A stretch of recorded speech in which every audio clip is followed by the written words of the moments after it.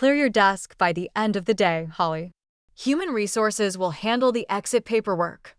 The words on my computer screen blurred as I read them again. After 5 years of dedicated service to Summit Edge Logistics, all I got was a cold, impersonal email. 3 days. That's all I had taken to bury my father. 3 days of approved bereavement leave. We need people who prioritize their work, the email continued, as if attending my father's funeral was some optional social event I had chosen over filing quarterly reports. I sat back in my chair, the leather squeaking in the silence of early morning. The Boise office was still mostly empty, the sky outside just beginning to brighten with dawn. I had come in early, eager to catch up on work after my brief absence. My name is Holly Peterson, and until approximately 2 minutes ago, I was the regional team lead of the highest performing division at Summit Edge Logistics. At 34, I had built not just a career, but a team that felt like family. We celebrated birthdays together, supported each other through difficult times, and pushed one another to excel professionally. I looked around at my workspace, the small cactus my team had gifted me last Christmas, the framed photo of us all at the company retreat, the handwritten thank you notes from team members I had mentored. 5 years of my life, condensed into a few personal items that would fit in a cardboard box. The termination notice attached to the email was signed by Dan Weaver, my direct supervisor, who had personally approved my bereavement leave just last week. Failure to maintain adequate presence during critical operational periods, it read. My father's death apparently fell during one of these undefined critical periods. I didn't cry. I didn't slam my fist on the desk.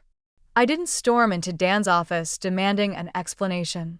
Instead, I pulled out my phone, took a photograph of the email, and forwarded it to my personal account. Then I shut down my computer, stood up, and began methodically packing my things.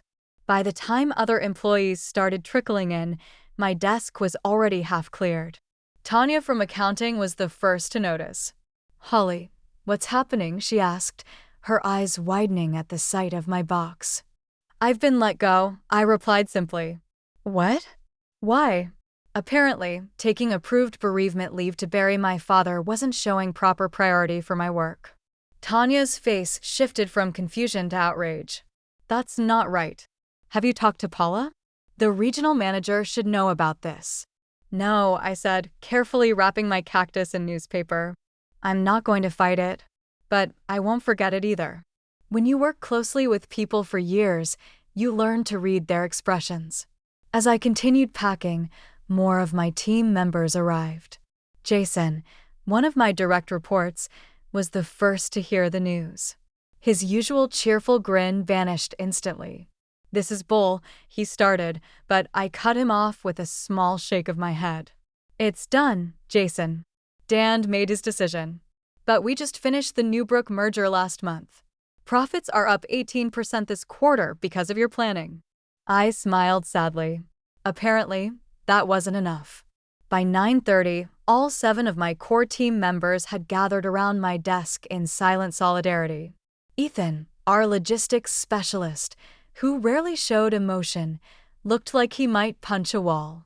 Veronica, our client relations manager, was openly crying.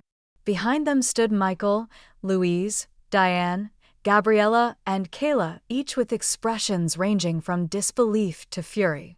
You can't leave, Veronica insisted. The Wilson account renewal is next week.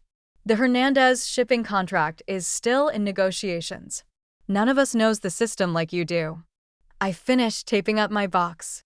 Dan should have thought of that before he fired me for attending my father's funeral. The severity of what I had just said hung in the air like smoke. My father, gone just a week ago. The funeral soil still fresh. And now this. Betrayal from a company I had poured my soul into. I need everyone back at their desks, came a sharp voice from behind us. Dan Weaver stood there, arms crossed, his thin face set in a disapproving frown. We have deadlines to meet. No one moved. Now, he added, his voice rising slightly. After a long moment, my team dispersed, each giving me a meaningful look as they returned to their workstations. Dan approached me, lowering his voice. This could have been handled with more discretion. If you'd waited until the end of the day to pack up. I met his gaze steadily. Like the discretion you showed in firing me via email after approving my bereavement leave, his jaw tightened. Business needs change rapidly. Summit Edge needs people who understand that. Priorities shift. Your father's passing was unfortunate, but don't, I warned, my voice deadly quiet. Don't finish that sentence, Dan. For a moment, something like uncertainty flickered across his face. Then he straightened, adjusting his tie. Human Resources is expecting you. Please don't make this more difficult than it needs to be. I picked up my box. Don't worry. I won't make a scene. But remember this moment, Dan. You might find it important later. The Human Resources office was clinical, white walls, minimal decoration, and Barbara Kent's sympathetic but practiced expression. She was new to the company, having joined just 6 months ago, and I could see she was uncomfortable with the situation. I'm sorry about this, Holly, she said, sliding the separation papers across her desk. And I'm very sorry about your father. Thank you, I replied, scanning the documents. Standard severance, 2 weeks' pay, a non-disparagement clause, a reminder of my non-compete agreement, which prohibited me from working for direct competitors for 6 months. Is there anything I should know about why this happened? Barbara asked cautiously. This seems abrupt. I debated how much to share, then decided on the truth. I pulled out my phone and showed her the email. 3 days of approved bereavement leave, and I'm fired for not prioritizing work. Barbara's professional demeanor slipped. Her eyes widened. This is the actual termination notice? Just an email? No performance improvement plan? No documented warnings? Nothing. She frowned and made a note on her legal pad. I need to verify some things with the legal department. Would you excuse me for a moment? While Barbara stepped out, I gazed through the window. From this floor, I could see the Boise River winding through the city. My father had loved fishing that river. He taught me patience there, standing in waders as the current rushed past our knees. The river moves, Holly girl, he'd say. But the rocks stay steady. Be like the rocks. Barbara returned 20 minutes later, her expression carefully neutral. But her tight smile told me everything. Nothing would change. Unfortunately, Idaho is an at-will employment state, she began. The company is within its rights to. I understand, I interrupted, signing the documents without further argument. Summit Edge can do whatever it wants, just like I can. She hesitated, then lowered her voice. Off the record, this isn't right. If you wanted to pursue action. I don't, I said firmly. But thank you. As I walked through the main office toward the exit, I felt eyes following me. My team watched silently, their faces somber. I gave them a small smile, my last act as their leader. Outside, the September air was surprisingly warm. I placed my box in the trunk of my car and sat in the driver's seat, allowing myself a moment to process everything. My phone chimed with a text message, then another, and another. Jason, this is wrong. What can we do? Veronica, are you okay? Can we meet up later? Ethan, Dan's a spineless jerk. The team is furious. More messages poured in, expressions of outrage, support, loyalty. These people weren't just colleagues. They were my professional family. I started my car, a plan already forming in my mind. I wouldn't fight Summit Edge directly. I wouldn't sue, though I probably had grounds. No, I would be strategic. Patient. Like my father taught me, the rocks stay steady while the river rushes past. My phone rang. It was Hank Fleming, the CEO of Vertex Transport Systems, Summit Edge's biggest competitor. We'd met at an industry conference last year and kept in touch. He'd been trying to recruit me for months. It was time to return his call. The Vertex Transport Systems office was everything Summit Edge wasn't: open concept, collaborative workspaces, and large windows framing the Boise skyline.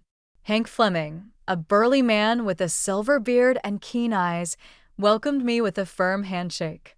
"I've been hoping you'd call," he said, guiding me into a conference room. Though I admit I didn't expect it would be under these circumstances. Word traveled fast in our industry. Hank already knew about my termination, though not the details. I filled him in as we sat down, showing him Dan's email. "That's not just bad management," Hank said, frowning. "That's inhumane. Bereavement leave exists for a reason." "Summit Edge has always valued profits over people," I replied. "I just never thought I'd be on the receiving end." Hank leaned forward. "I'll be blunt, Holly. I want you on my team. Vertex is expanding our Pacific Northwest operations, and we need someone with your expertise. The division director position is yours if you want it." My heart skipped. Division director. A significant step up from my role at Summit Edge. More responsibility, more authority, better pay. "What about my non-compete?" I asked. Hank smiled. "Our legal team has reviewed it. It's overly broad and likely unenforceable. Plus, we'd cover any legal expenses if Summit Edge tried to enforce it." "I'd need to think about it," I said carefully. "Of course," Hank replied. "Take the weekend.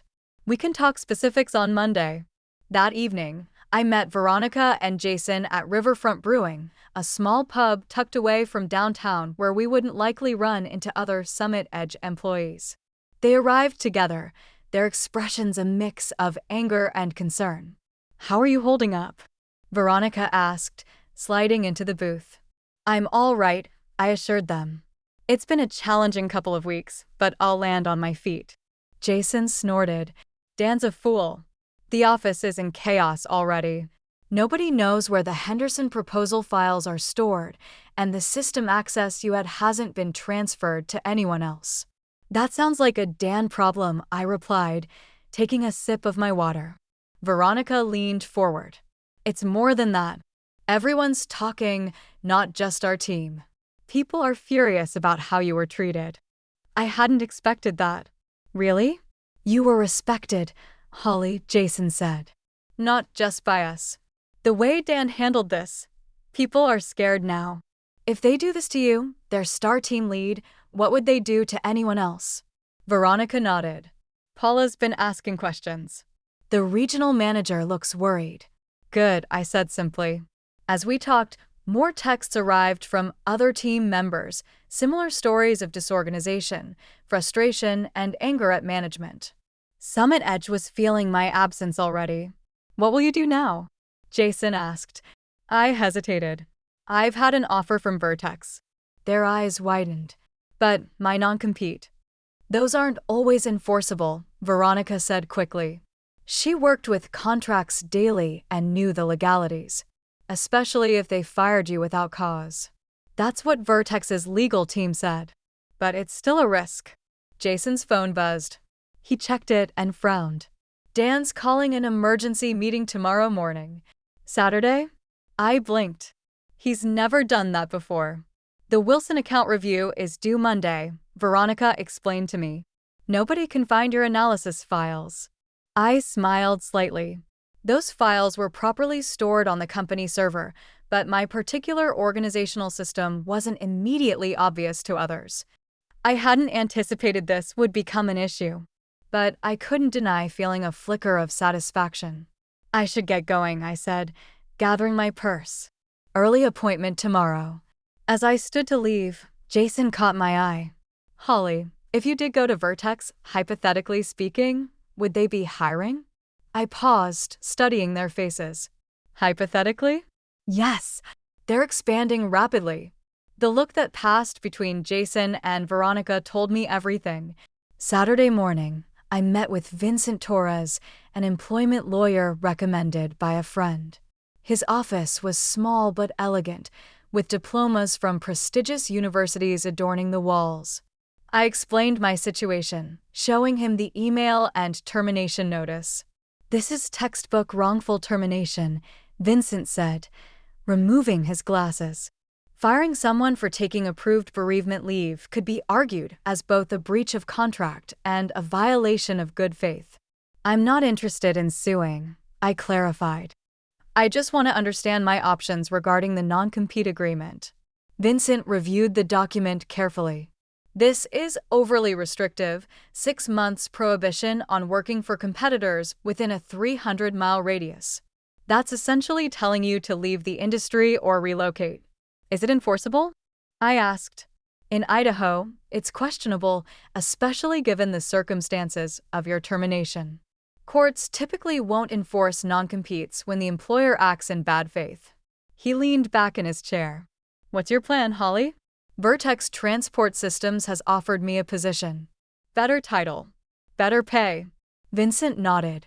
Summit Edge would have to prove that you're causing them actual harm by working there. Given that they terminated you, that's a difficult argument to make. He scribbled some notes. I'd say proceed with caution, but don't let this non-compete prevent you from earning a living. Over the weekend, my phone continued buzzing with messages from my former team. The emergency Saturday meeting had apparently been tense. Dan was pressuring everyone to take on additional responsibilities to cover my absence without any additional compensation. The Wilson account files had been located, but no one fully understood my analysis methodology. By Sunday evening, I had made my decision. Monday morning, I called Hank Fleming. I accept your offer, I told him. But I have one condition. Name it, Hank replied. I want to build my own team. If my former colleagues from Summit Edge apply to Vertex, I want them to receive fair consideration. Absolutely, Hank agreed. If they're half as talented as you, we'd be lucky to have them.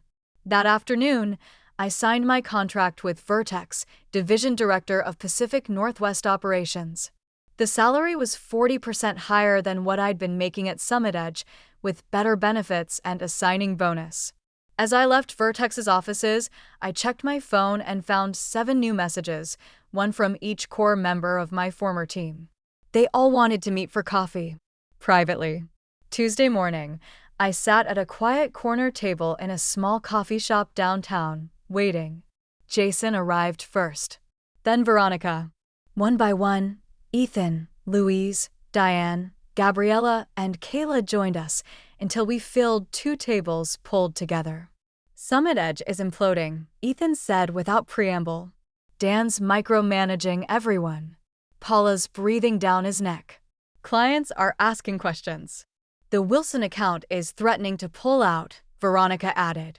They wanted to know why you weren't handling their renewal. I sipped my coffee, listening as each person shared similar stories of chaos and frustration. We heard you've accepted a position at Vertex, Jason finally said. The others grew quiet, watching me intently. News travels fast, I observed. We want to come with you, Veronica stated firmly. The others nodded in agreement. I studied their faces. You all have good positions at Summit Edge. Secure jobs. Are you sure you want to risk that? What security? Lou asked bitterly. If they'd fire you for attending your father's funeral, none of us are safe. Vertex is hiring, I said carefully. I can't promise anything, but I can refer you. Each of you would need to apply formally. We already have, Gabriella revealed, pulling out printed copies of confirmation emails. All 7 of us. Yesterday. I couldn't hide my surprise. You applied before talking to me? We trust you, Holly, Kayla said simply. Where you go, we go. I felt a surge of emotion, gratitude mixed with vindication. Let me make some calls. The following Monday, my phone rang at 7:30 a.m. The caller ID displayed Paula McCormick, Summit Edge's regional manager. Holly, Paula's voice had a forced calmness. We need to talk. Good morning, Paula, I replied, keeping my tone neutral. What can I do for you? I've just received 7 resignation letters, she said. All from your former team. All effective immediately. There was a pause. Care to explain? I took a slow breath. I'm not sure what explanation you're looking for. I don't work for Summit Edge anymore. They're all going to Vertex, she said. Where you just started as division director. Her voice hardened. This doesn't look coincidental. People make career choices for various reasons, Paula. Perhaps you should ask Dan why your top-performing team is leaving en masse.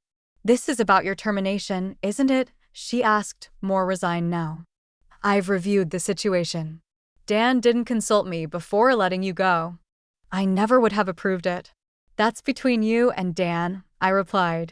Though I am curious, why wasn't Summit Edge's regional manager involved in terminating a team lead? Paula sighed. Dan claimed it was an urgent performance issue that couldn't wait for my return from the Seattle conference. I trusted his judgment. Clearly, that was a mistake.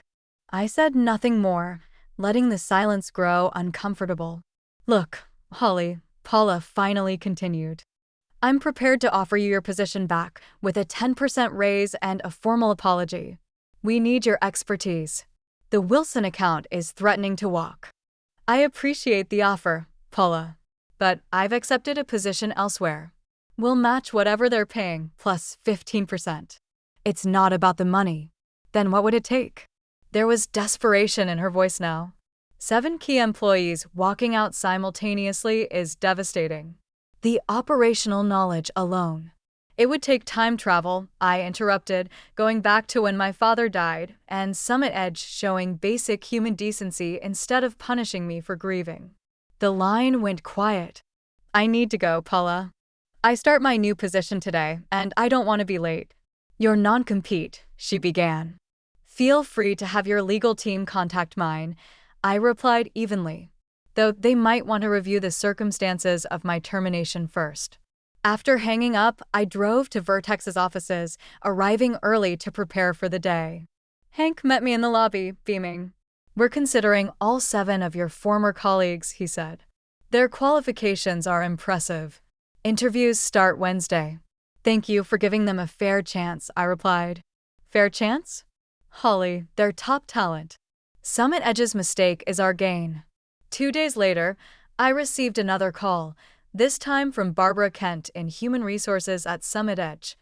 I shouldn't be telling you this, she said quietly, but Dan Weaver has been placed on administrative leave, pending review.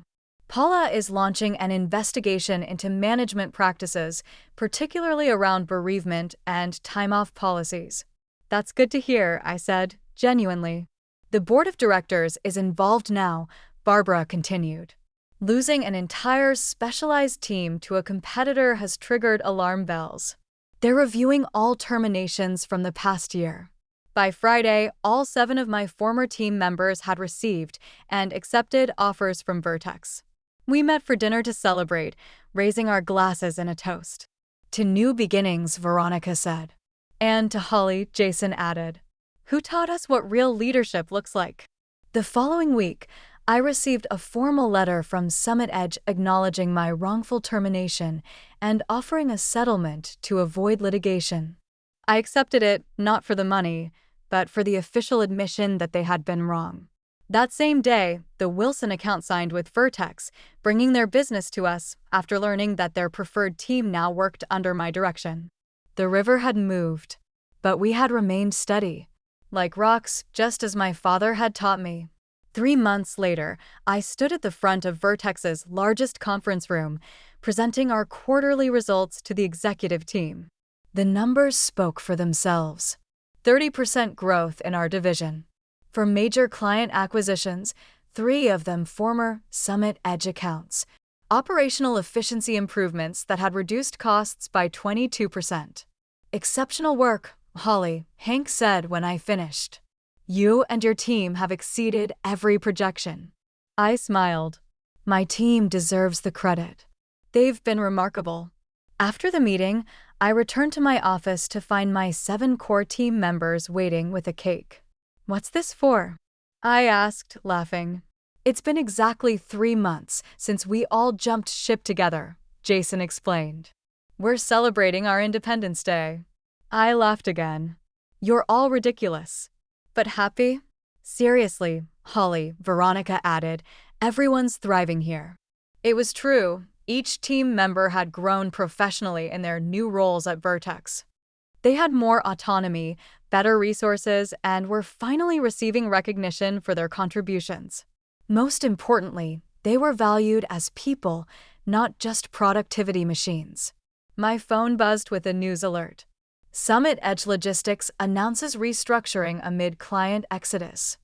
I showed it to the group. I heard they lost the Hernandez contract last week, Ethan said, cutting slices of cake.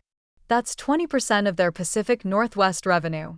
Dan's gone, Luis added. Cleared out his office Friday. Paula's trying to save what's left. But I felt no pleasure in Summit Edge's struggles, only a sense of justice. The company wasn't failing because we had left. It was failing because its leadership had created a culture where employees were disposable, where attending a father's funeral was considered a lack of commitment. I raised my water glass. May they learn that a company is only as strong as how they treat their people. And to Holly, Gabriella added, who showed us we deserved better. 6 months after joining Vertex, I received an unexpected lunch invitation from Paula McCormick. She had left Summit Edge and joined a management consulting firm specializing in organizational culture. We met at a quiet restaurant overlooking the Boise River. Paula looked different, more relaxed. The perpetual stress lines around her eyes softened. Thank you for meeting me, she began. I wanted to apologize properly for what happened. You weren't directly responsible, I reminded her. No, but I created the environment that made it possible, she sighed. After you and your team left, everything unraveled. The board brought in external consultants to evaluate what went wrong. The report wasn't flattering to any of us in leadership. I nodded, waiting for her to continue. Summit Edge is being acquired by Meridian Shipping, Paula revealed, at a fraction of its previous valuation. They're basically buying the client list and physical assets. The news didn't surprise me. Summit Edge had been hemorrhaging clients and talent for months. What about Dan? I asked. Still unemployed, last I heard. His reputation in the industry, she trailed off. Let's just say your story has circulated widely. I hadn't spread the details of my termination, but I hadn't hidden them either. When asked why I'd left Summit Edge, I told the simple truth. I've learned a valuable lesson from all this, Paula continued. Now I'm helping other companies avoid the same mistakes. As we finished lunch, Paula asked the question I sensed had been on her mind all along. Was it worth it? Walking away quietly instead of fighting. I thought about my team at Vertex, thriving, motivated, and treated with respect. I thought about the clients who had followed us, who now received better service. I thought about my father, who had taught me that sometimes the strongest response isn't the loudest. Yes, I replied simply. The results speak for themselves. 1 year after that fateful email changed the course of my career, Vertex named me Executive Vice President of Operations for the entire Northwest region. My division had become the company's crown jewel, efficient, innovative, and boasting the highest employee satisfaction scores in the organization. Each of my 7 team members had been promoted as well. Jason now led his own division. Veronica had transformed our client relations approach and earned recognition across the industry. The others had similarly distinguished themselves, finally receiving the appreciation their talents deserved. On the anniversary of my termination from Summit Edge, I received a small package in the mail. Inside was my old cactus plant, now slightly larger, but still thriving. A note was tucked inside from Barbara Kent. Rescued this from your desk. Thought you might want it back. Summit Edge closes for good next week. I placed the cactus on my windowsill, where it would get plenty of sunlight. Like me, it had survived being discarded and found a better place to grow. That evening, I drove to the Boise River and stood on the bank where my father and I used to fish. The water flowed steadily around the rocks, just as it always had. I thought about how a single moment, a cold email terminating my employment, had ultimately led to greater success and happiness. Not just for me, but for everyone who had followed me. You were right, Dad, I whispered to the river. Sometimes you need to stay steady and let the current do its work. As I looked back on my journey, from terminated team lead to executive vice president, I realized my revenge hadn't been in destroying Summit Edge. My revenge had been in building something better. A workplace where bereavement leave wasn't viewed as a lack of commitment, where people were valued beyond their productivity metrics, where leadership meant empowering others, not controlling them. The greatest revenge wasn't in tearing down what had hurt me, but in creating something that made the old system obsolete. My father would have been proud of that. Looking toward the future, I felt nothing but gratitude for the path that had brought me here, even the painful parts. Sometimes the worst moments lead to the best outcomes, if you remain as steady as the rocks while the river of change rushes past.